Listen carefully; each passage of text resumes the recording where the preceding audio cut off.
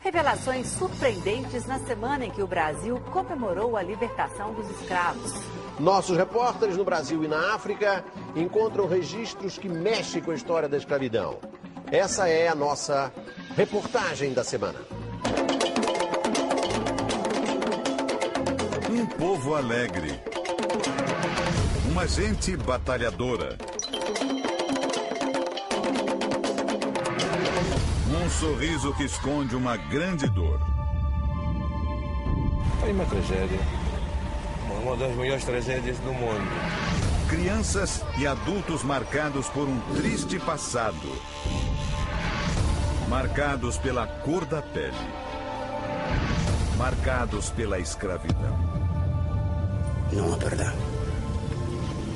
Não há perdão. Quem eram os interessados nesta covardia?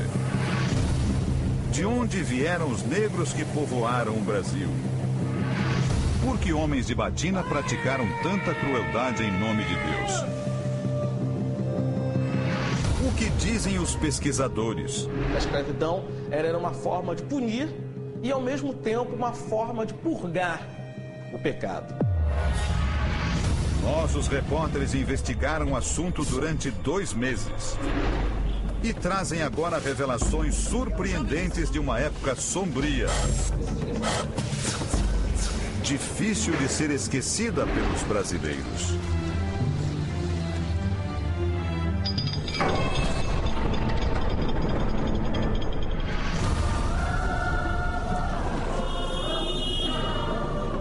Luanda, capital de Angola. É deste país, que foi colônia de Portugal, assim como o Brasil, nosso ponto de partida. Estamos atrás de pistas que nos levem à verdadeira história da escravidão.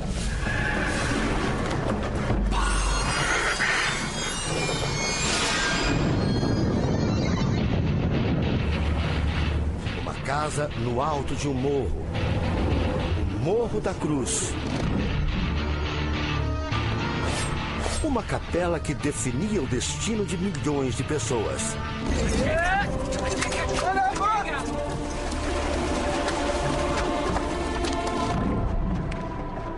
Nós estamos à beira-mar, vamos conhecer agora o Museu Nacional da Escravatura. Ele foi construído numa casa-capela no século XVIII por um militar português. Qual era o objetivo dessa casa-capela? Era a evangelização dos escravos. E ao lado aqui ficavam alguns barracões onde ficavam os escravos acomodados, até 300 escravos de uma vez.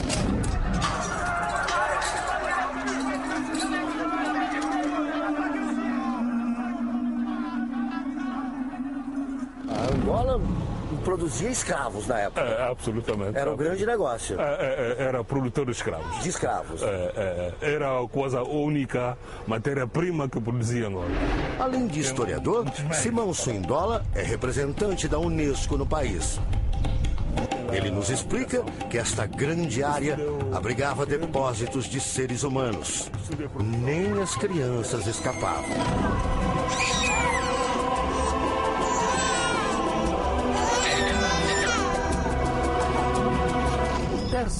De escravos eram crianças, porque as crianças tinham menos tristeza.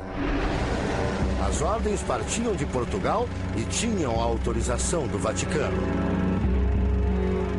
Era um trabalho estratégico.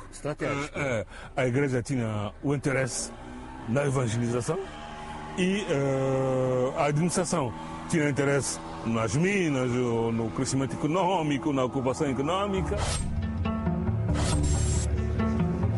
O museu guarda as armas usadas para ferir e levar medo aos escravos. Isso aqui é um peso com argola e vocês podem ter certeza que é muito pesado. 30 quilos ou mais? Eu acho que mais, hein? Porque está muito pesado. E O que acontece? Não dá para fugir. Colocavam as correntes aqui e a corrente no calcanhar, aqui na perna do escravo e preso a esse peso, para ele não fugir. E quando ele tinha que se deslocar, andar de um lugar para outro, o que ele tinha que fazer? Pegar esse peso, levantar a ombro para poder caminhar, para evitar fugas. Meu Deus do céu! Para evitar ir para que os sofrimento! Que sofrimento! Ninguém era poupado. Um chicote de couro e pau, usado pelo capataz para reprimir o escravo. Esse aqui é um outro tipo de corrente. Ela era presa ao calcanhar, aqui está a corrente, e em volta do pescoço uma espécie de colar aqui também. São colares, Colares. diferentes.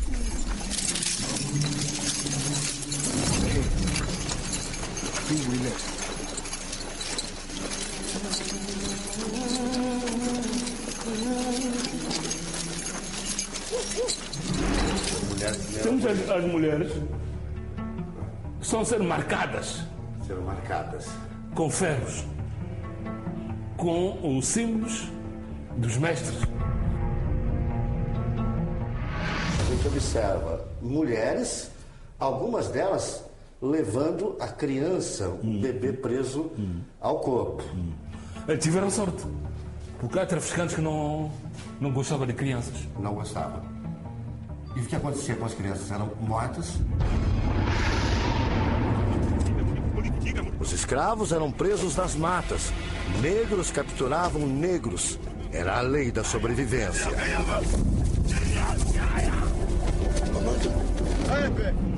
Hoje, os pesquisadores já não têm mais dúvidas. Líderes do Vaticano apoiaram abertamente a escravidão. Antes mesmo da descoberta do Brasil, o Papa Nicolau V escreve ao rei de Portugal: concedemos, com nossa autoridade apostólica, plena e livre permissão de invadir, buscar, capturar e subjugar, e reduzir suas pessoas à perpétua escravidão. Nas bulas, papai, você dizia isso? Ele dizia que era bom ir buscar a pessoa mais resistente. Mais resistente. Essencialmente, vimos que os africanos resistiram, sobreviveram. No Museu da Escravatura, uma capela chama a atenção. É a parte da conversão. Neste local, a casa tinha uma capela e os negros, os escravos, eram trazidos para cá para A conversão. A conversão para o Temos cristianismo. a pia batismal. A pia batismal está aqui.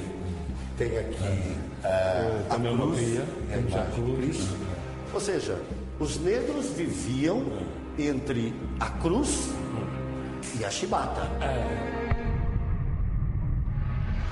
Estas imagens são raras. Foram gravadas há mais de 100 anos no Mosteiro da Bélgica e mostram a forte influência que padres exerciam sobre os negros. Apesar da falta de som, é possível perceber crianças sendo catequizadas. Os pequenos entoam cânticos religiosos. Negros, já acostumados com a nova vida, aqui aparecem vestidos de batina. Já as crianças, tratadas com menos rigor, podem ficar nuas. E agora, aparecem correndo no pátio. Existem poucos registros dessa época.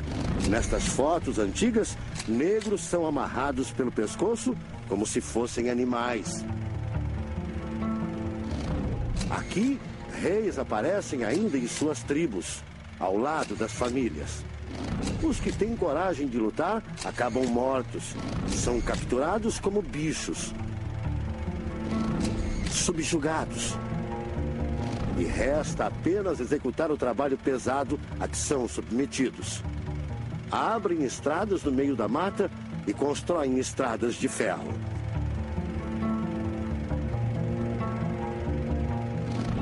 O Vaticano criou um discurso para legitimar a escravidão. classificou os negros como pecadores. Por isso, deveriam sofrer para buscar a redenção. A mão de obra negra foi utilizada, né, para todo tipo de trabalho, né? A igreja, portanto, se beneficiava disso também, né? A manutenção das suas terras, a manutenção das suas estruturas de poder. Quantos negros africanos, não só de Angola, mas do Congo, de Benin e de outros países africanos, se tornaram escravos nesse período?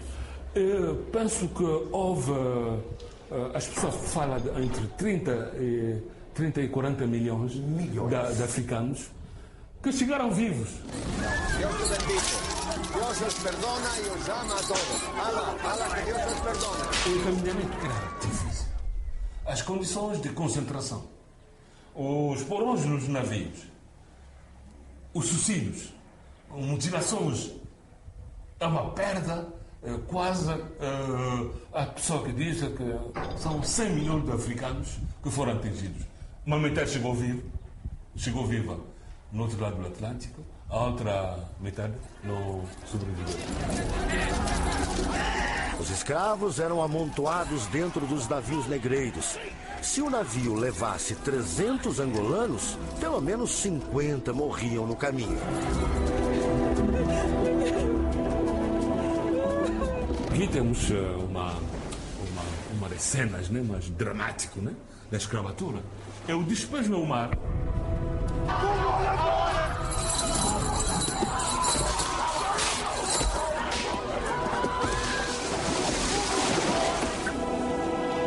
Depois do batismo que simbolicamente eliminava os pecados dos escravos negros, eles eram trazidos para a parte externa, eram encaminhados por aqui, levados até o mar, em pequenos barcos, eram transportados até o alto mar, onde ficavam os navios negreiros. Era assim que acontecia, os pecados ficavam aqui. Absolutamente. E era homens novos, né? Homens novos. Para novo mundo. Para um novo mundo. A última vez que eles pisaram em terra africana e avançaram pelo mar para ir para o Brasil. Muitos, pela última vez, pisaram em terra firme aqui. Onde numa viagem sem regresso.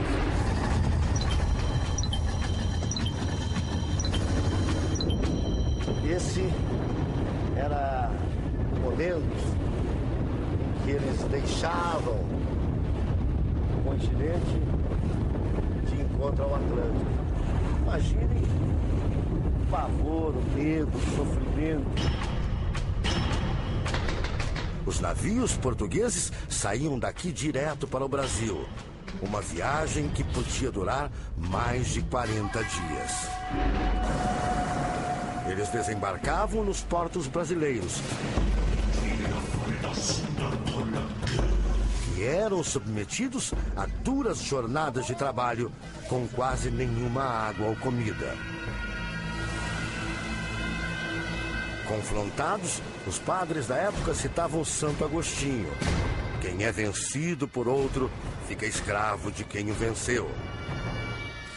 Uma dessas explicações era que a escravidão era fruto do pecado, né? Então, o pecado de alguns homens, né, legitimava o fato deles serem escravos. Nossa busca continua. Deixamos Luanda, a capital de Angola, rumo ao interior do país. Viajamos horas pelas estradas. Uma busca incansável por respostas.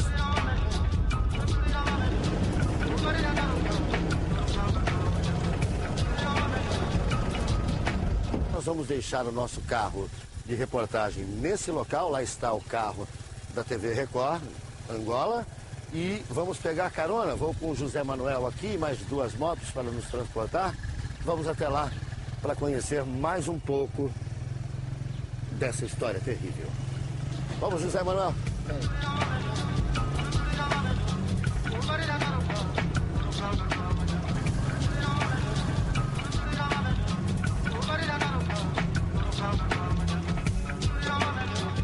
Seguimos pela estrada esburacada.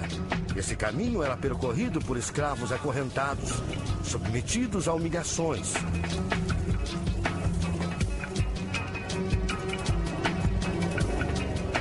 Nem a bela paisagem era capaz de aliviar a dor.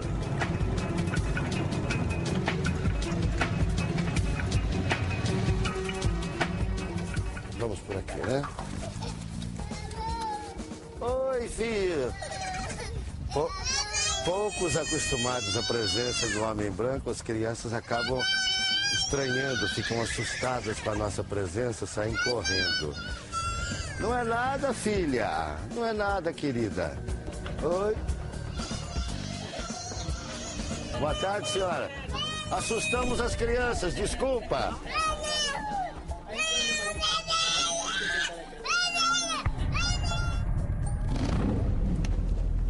O lugar era uma fazenda que servia como cativeiro. Muito grande mesmo, muito grande. Muito grande, cabe muita gente aqui. E os seus avós e bisavós diziam que isso aqui vivia cheio, lotado de gente. Num espaço tão grande como esse. Milhares. Os escravos ficavam presos à espera dos navios que chegavam 3 vezes por mês. Mas nesse ambiente existiam vários.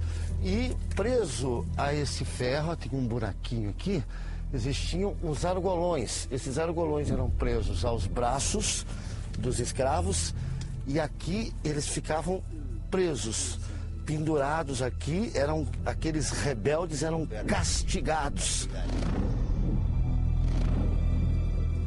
Momentos de muita dor e sofrimento. Uma comunidade vive aqui. São descendentes de escravos.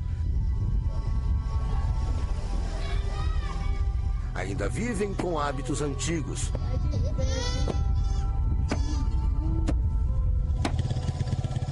Mulheres lavam roupa no rio. Hoje podem sorrir.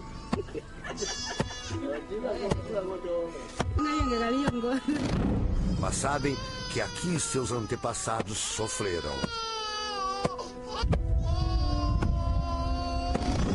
Sentimento muito triste. Imagine naquela hora que os outros estavam sendo castigados daquela maneira.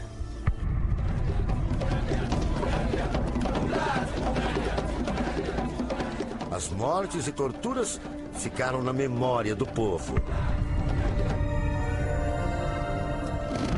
Há um sentimento do quê?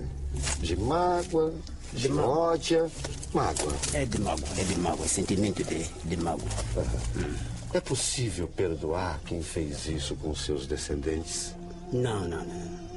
Não há perdão? Não há perdão. Não há perdão. Não há perdão. Não há perdão.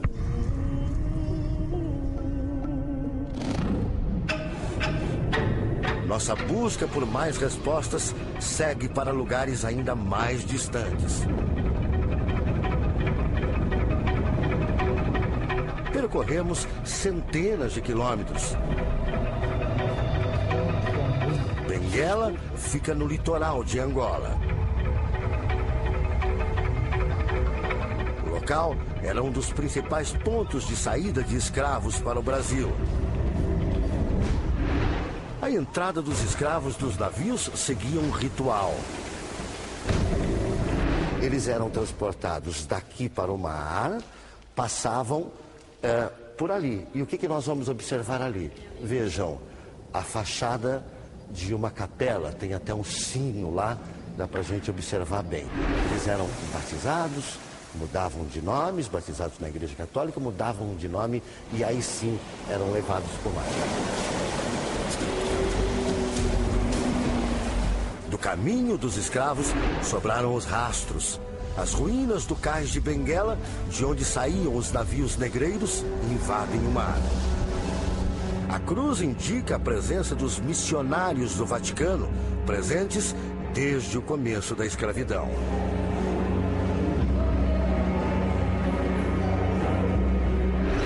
operação em si foi feita inicialmente com missionários.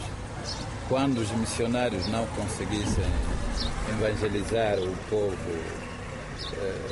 de forma quer obrigatória ou por imposição, a conquista fazia-se por militares. A participação dos missionários na colonização portuguesa coincide com o período em que o Vaticano perde seguidores.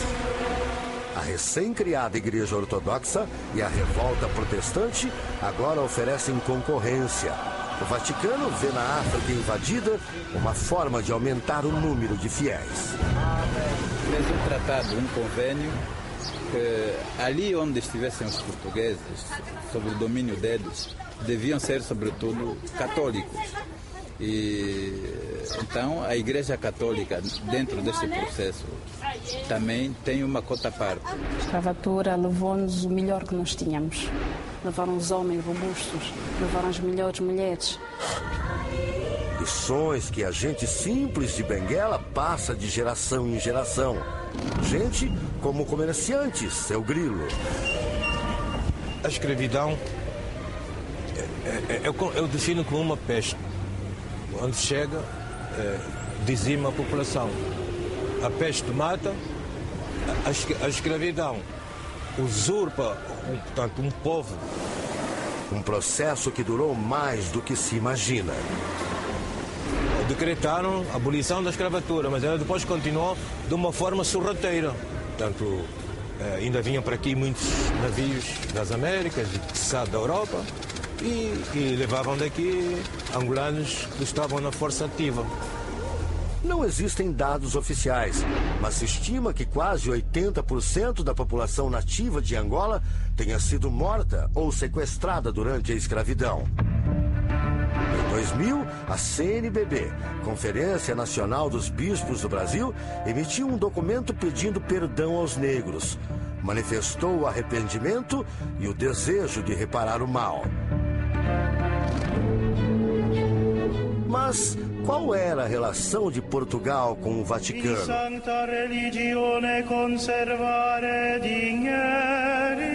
Por que interessava ao Papa apoiar a escravidão?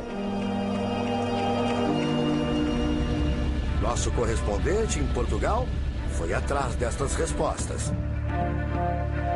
Aqui em Lisboa, nesse conjunto de prédios, funciona o Arquivo Nacional Português, também conhecido como Arquivo Nacional da Torre do Tombo. No acervo existem documentos raros, valiosos sobre a história do tráfico de negros da África. Meados do século XV, Portugal começa a conquistar territórios na África. O rei Afonso V, aliado da Igreja Católica, pede ao Vaticano que reconheça como portuguesas as terras ocupadas. Pedido feito, pedido aceito. Na carta, conhecida como Bula Romanus Pontifex, o Papa Nicolau V concede aos portugueses a plena e livre faculdade, entre outras, de invadir, conquistar, subjugar quaisquer sarracenos e pagãos, inimigos de Cristo, suas terras e bens, a todos reduzir à servidão e tudo aplicar em utilidade própria e dos seus descendentes.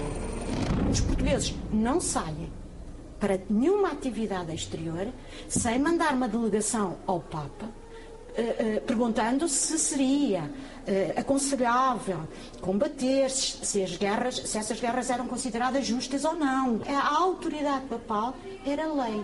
O que o Papa dava aos portugueses era dos portugueses. Este historiador português, autor de 3 livros sobre o assunto, diz que os padres não só exploraram a mão de obra escrava, como lucraram com o comércio de negros. Hoje, um padre de lá tinha os seus escravos pessoais, domésticos, e o comércio era menos frequente da parte dos membros da Igreja. Agora, eles participavam também massivamente, claro, até por inerência, no batismo dos escravos. A primeira manifestação clara da Igreja Católica contra a escravidão dos negros acontece em 1839, num texto do Papa Gregório XIV. E um pedido de perdão só é feito 500 anos depois do descobrimento da América. Em 2005, o então presidente Lula esteve no mesmo local onde João Paulo II reconheceu os erros do Vaticano. Chorando, Lula mandou um recado ao povo da África. é uma boa política. Je pense que c'est une bonne politique. Dizer ao povo do Senegal, Dire au peuple du Sénégal e ao povo da África, et au peuple d'Afrique, pardon pelo que fizemos par ce que nous avons fait aos negros. Au noir.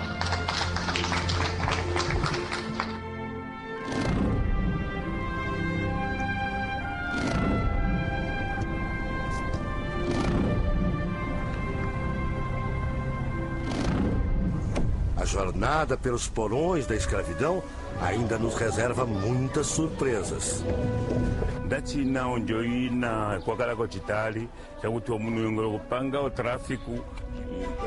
O Soba, o líder local, faz questão de manter vivas as dolorosas marcas do passado.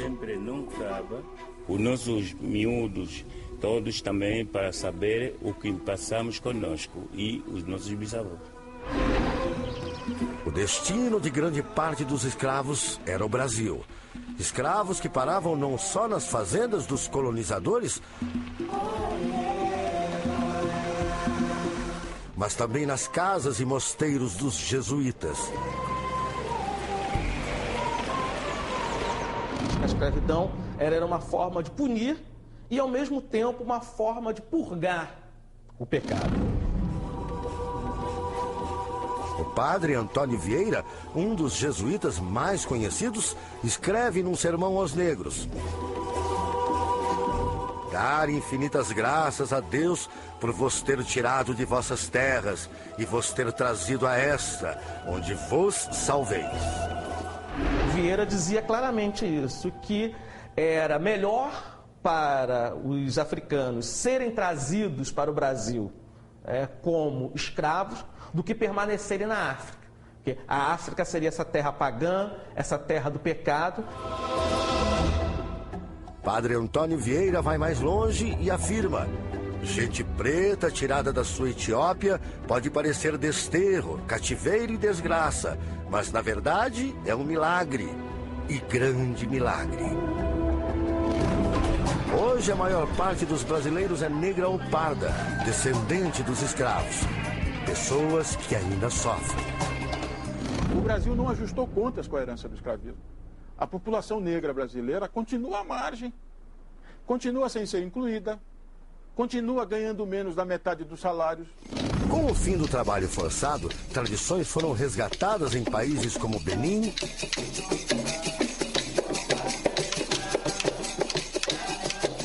e Gana. Em Angola, crianças se divertem.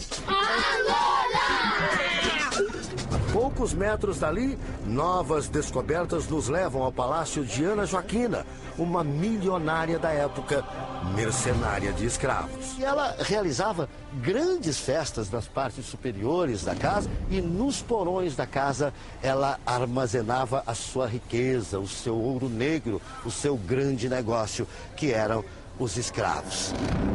Porões lotados de escravos, negociados em festas. Deve estar por descobrir cemitérios de escravos.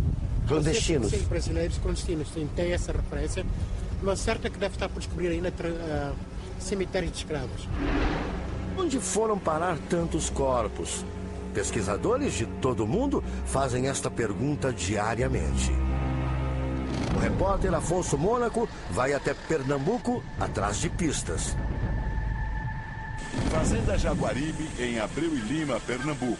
Ou melhor, ruínas do Morro dos Beneditinos. Desde 2001, esta arqueóloga da Universidade Federal de Pernambuco se dedica a entender o que se passou entre beneditinos e escravos há mais de 200 anos. Cláudia conta que durante as escavações ficou surpresa com as descobertas. Estas imagens feitas na época mostram o trabalho dos arqueólogos. Explorando as ruínas, apareceram provas da ligação do Vaticano com a Casa Grande e as Senzalas. Havia nessa propriedade em torno de 100 escravos que estavam envolvidos na produção do açúcar, da cana, na produção de feijão e da farinha de mandioca. As descobertas começam agora a montar um quebra-cabeça. O sítio arqueológico seria o primeiro a fazer essa relação entre beneditinos e escravidão. Arqueologicamente, podemos mostrar aqui como a primeira evidência, né, de uma estrutura montada nesse sentido, né? Até então, as provas se limitariam a documentos, como esta carta de 1551, em que o padre Manuel da Nóbrega, que liderou a chegada dos jesuítas ao Brasil, pede ao rei de Portugal que mande mais escravos, porque as terras brasileiras eram muito férteis. O trabalho da arqueóloga teve que ser interrompido por falta de dinheiro. Embaixo deste mato e destas ruínas, ainda há muito para se desvendar. Cláudia sabe disso, luta para continuar as escavações. A suspeita é de que ossadas de escravos possam estar nestas terras, esperando para serem descobertas. Só estendendo para saber se havia negros ou não enterrados dentro da igreja ou não, já que eles eram flexíveis, né? Parece vai ser pesquisado ainda. Pesquisado ainda.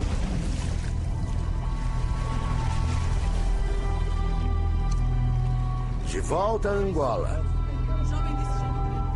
Nesta igreja católica, também construída por escravos, está enterrada a cabeça de Dom Antônio I, rei do Congo, decapitado por discordar da exploração de seu povo. É aí que está a cabeça do rei do Congo. É aí. Angola se tornou independente de Portugal apenas em 1975.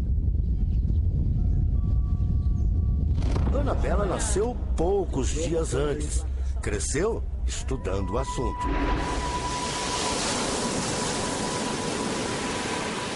E os escravos reprodutores, não é? Aqueles escravos que dormiam com as escravas a fim de reproduzirem mais escravos que os fazendeiros tinham. Esses escravos reprodutores eram os melhores escravos que desempenhavam essa função. Não eram escravos débeis, não eram escravos fracos.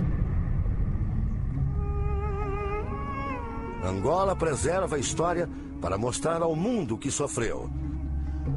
O espaço em que fica o Museu da Escravatura vai crescer, ganhar novos prédios. Mas a capela não irá desaparecer. Vamos guardar essa casa. É a prova do crime. É a prova do crime essa casa, esse museu. Contra o povo angolano. Quem passa por aqui sente o peso dos erros de quem praticava crueldades em nome de Deus. Eu já vi aqui adeptos a chorar. Chorando? Chorando porque a igreja participou nesta tragédia e vi adeptos a rezar. Pedir perdão. Pedir perdão, a chorar. A pedir perdão a Deus. É o diabo que entrou nas mentes dos cristãos naquele tempo. É um lugar de emoção histórica.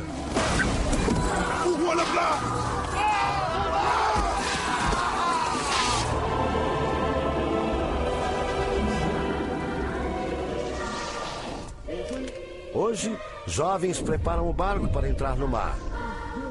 Desta vez, sem medo.